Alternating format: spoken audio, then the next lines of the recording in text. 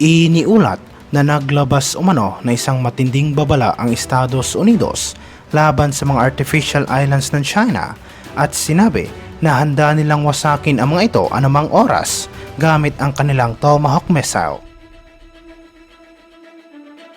Mahigpit na binalaan ng Estados Unidos ang China dahil sa patuloy na ginagawang militarisasyon nito sa mga artificial islands na matatagpuan sa West Philippine Sea, na kung saan sinabi ng mga eksperto na paraan umano ito ng komunistang bansa upang makontrol ang Pasipiko. Ito ay sa kabila ng inilabas na desisyon noong 2016 ng Permanent Court of Arbitration sa The Hague na nagsasabi na wala umanong tamang batayan ang maritime claim ng China sa buong South China Sea.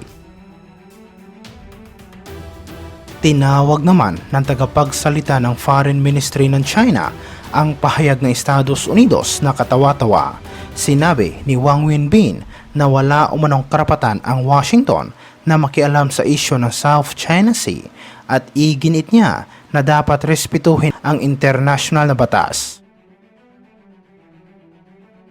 Iniulat ito matapos sinabi ng kalihim ng Department of Foreign Affairs na 6 sa 16 na proyekto ng Enhanced Defense Cooperation Agreement sa pagitan ng Estados Unidos at Pilipinas ay makukumpleto ngayong taon. Sinabi sa isang pagdinig ng Senate Committee on Foreign Relations na nagkaroon umano ng malaking progreso sa 8 natitirang proyekto sa 5 orihinal na napagkasundo ang mga lokasyon at 6 sa mga ito ang tinatayang matatapos ngayong taon. Kabilang sa mga proyektong ito ay ang runway project sa Basa Air Base, storage facility sa Mactan Air Base at ang humanitarian assistance at disaster response warehouse sa Fort Magsaysay. Idinagdag na naglaan umano ang Estados Unidos ng karagdagang $18 million para sa mga EDCA sites na inihayag din sa ginawang US-Philippines 2+2 Ministerial Dialogue sa Washington. Inihayag ng Malacanang ang 4 na bagong EDCA sites at ito ay ang Naval Base Camilo Ocias sa Santa Ana, Cagayan, Lalo Airport sa Lalo, Cagayan, Camp Melchor de la Cruz sa Gamo, Isabela at Balabac Island sa Palawan. Ang mga kasalukuyang EDCA sites ay ang Antonio Bautista Air Base sa Palawan, Basa Air Base sa Pampanga, Fort Magsaysay sa Nueva Ecija, Mactan Benito Ibuen Air Base sa Cebu at Lumbia Air Base sa Cagayan de Oro City.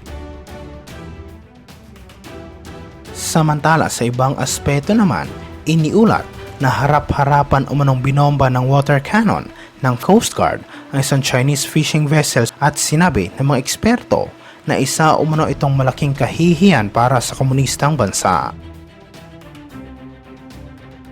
Sinabi sa report na bigla umanong hinarang ng isang Chinese vessel ang barko ng Coast Guard kaya agad umanong napahinto ang barko ng PCG at pinagsabihan ang mga Chinese na umalis sa lugar dahil kung hindi ay mapipilitan silang gumamit ng puwersa. Hindi umano nakinig ang mga Chinese kaya't nagdesisyon ang Coast Guard na gumamit ng water cannon at sinabi ng ilang mga eksperto ng ginawang aksyon ay isa umanong malakas na paninindigan at isa rin umano itong mensahe sa komunistang bansa na ay hindi aatras sa mga pagbabanta ng China. Nagtataka rin umano ang mga tauhan ng Coast Guard kung bakit hindi tinulungan ng Chinese Coast Guard ang fishing boat ng kanilang bansa dahil nasa paligid lamang umano ang isang barko ng CCG na mangyari ang insidente. Iniulat ito matapos sinabi na patuloy umanong umuusad ang mga pagpupulong ng Estados Unidos, Australia at Japan tungkol sa pagsasagawa ng Joint Maritime Patrol sa West Philippine Sea at South China Sea region ayon sa Assistant Director General ng National Security Council na si Jonathan Malaya. Nagbigay siya ng isang presentasyon tungkol sa Civil Maritime Cooperation Thrust ng NSC na tinawag na Protecting the Seas Preserving Biodiversity through Marine Protection in the West Philippine Sea ng Strat-based ADRI Forum na ginanap sa Manila House Private Club sa Bonifacio Global City. Sa kanyang presentasyon, sinabi ni Malaya na National Security Council ay nagsasagawa na ngayon ng reassessment tungkol sa maritime governance structure ng gobyerno.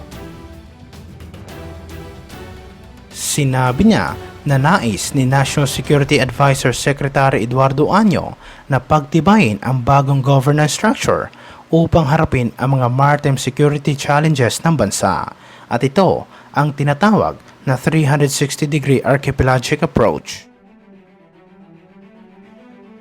Iniulat ito matapos kinondina ni United Kingdom Minister for Indo-Pacific na si Anne-Marie Trevelyan ang mga ginagawang agresibong aksyon ng Chinese Coast Guard at ang patuloy na panghihimasok nito sa West Philippine Sea.